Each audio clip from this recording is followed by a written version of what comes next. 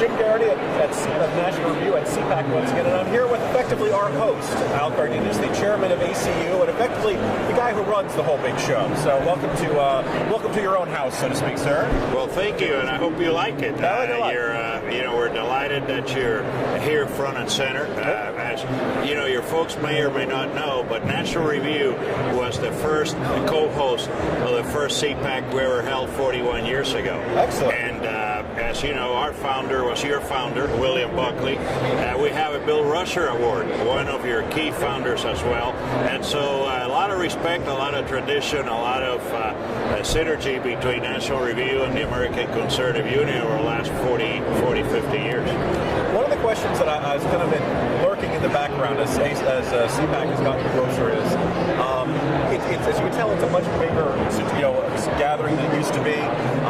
It's obviously used for a lot of professional networking, big name speakers. It's seen as sort of an unofficial kind of presidential primary for conservative activists. And yet you also have occasionally people on stilts and Star Wars characters running around and stuff like that. So what's the purpose of CPAC these days? What is its main goal? What's it trying to do? CPAC is a gathering of conservatives to discuss the key issues front and center facing Americans today, and to provide an intellectual discussion on those issues that would hopefully lead to a consensus on conservative solutions to every challenge facing Americans. And our goal is by the time people leave CPAC, they'll leave it in the old Ronald Reagan way, informed, positive, optimistic about our future, are armed with all the conservative tools in their toolbox that they need to do to go out and fight the good fight and win over the heart and souls of all Americans. It seems like almost every year there's some sort of minor kerfuffle or controversy about who's invited and who's not. This year there was an issue with the American Atheists. I remember last year it was a big deal that Chris Christie wasn't invited. This year he was invited, and my understanding gave a very well-received speech yesterday. How do you decide who gets invited and who doesn't? And how does that, it seems a little random sometimes. Sure. Well, we have our sponsors and co-sponsors become our steering committee. The tradition of CPAC is to be an umbrella event for the whole movement. And so we gather 3 or 4 times before CPAC. More than 150 representatives from these various groups. We gather ideas on panels and on speakers. We'll end up typically with a list of about 100 plus panels. We can only fit 30 or so. And we'll end up with a list of 400 speakers, and we can only do half of those. And so then comes the hard work, because these are all worthy people. They wouldn't be on the list unless they were worthy of consideration.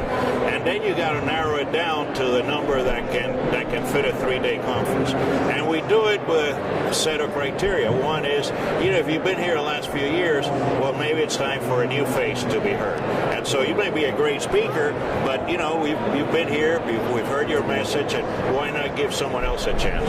And so some people are surprised we didn't bring so-and-so. Well, he came last year. And the second reason is, are these important conservatives that may be facing a key campaign this year that it's good for us to promote and help? The third one is, are we having a build-up of a potential presidential field? And we want to hear from all of them. And then we always have new faces that come into the movement that people want to hear from, like Dr. Bernd Carlson, for example. And we don't want to miss out on that. And the panels all vary with the times. For example, who would have thought 3 weeks ago that we wanted to talk in a major way about Ukraine and Russia? Yeah. Well, we had to scramble and create a new panel at the last second, because how do we have a conference and not talk about U.S.-Russia relationships? And so it's a moving target. A lot of goes into the thinking, but it's like picking a major league all-star team. There's always a fan that thinks you did wrong by not including their favorite player. The same thing happens in the movement. Everybody has their favorite participants, and sad that they're not here, but we've done the best we can to bring up a good product. I've got to notice that as year by year, it seems like there are more and more conservative gatherings. Right Online, Heritage Foundation's Resource Bank, Red State has a gathering, the National Review started doing them. How does CPAC remain, there's a lot more competition out there for being, a premier conservative event. So, one, how do you feel about about the increased competition, and you can say other groups kind of copying the style or the format of CPAC. Is it good for CPAC, bad for CPAC, and how do you guys retain your unique status in the conservative? Yeah, that's great. Well, it's happening all over, right? Heritage, National Review, and ACU were the first kids on the block, about the same period of time. Heritage was the only conservative think tank in America. Well, I just visited the National Association of State Think Tanks, and there are about 80 of them. Didn't exist before. That's right. We have other think tanks in Washington that compete in the intellectual product market. We have great publications that have now come on board. National Review was the only one in town, and now you've got to choose from 7, 8, 9 conservative publications. There are a lot of slightly lesser publications. And so we have others who now decide to do congressional ratings like we do, host conferences. Hopefully we remain the biggest and the best, and if we don't, it's because somebody's doing a better job. And if you're a conservative, how can you challenge the concept of competition, and those who are best will succeed? So we understand that it's a competitive environment. We understand that we had it easy before. That makes us work harder, become better, and hopefully continue to be the leader of the pack. But the goal is that the collective effort of the whole moves the American needle of public opinion to the right. And if we can accomplish it with more participants rather than those few of us who started, that's fine. That's good for our country. I realize we're only about halfway through day 2 of CPAC, but is it too early to say what this year will be remembered for, or has anything already happened where you're like, 2014 was the year X happened and kind of defines this year's CPAC? Well, I think you've seen most of our key speakers talk about unity in conservative ranks. Because things have been gone so wrong for our country. There's anger, there's fear, and anger and fear usually attracts people's worst habits rather than their best.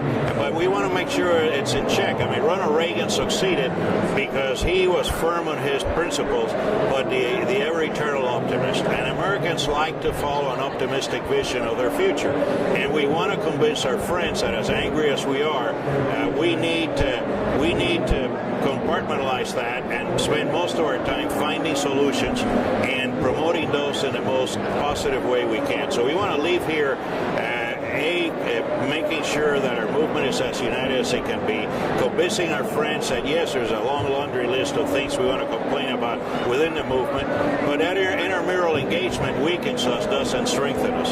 And at a time of need like this, we need to put aside those small differences we may have for the good of the whole, and I think that's the kind of mood that we want to set here.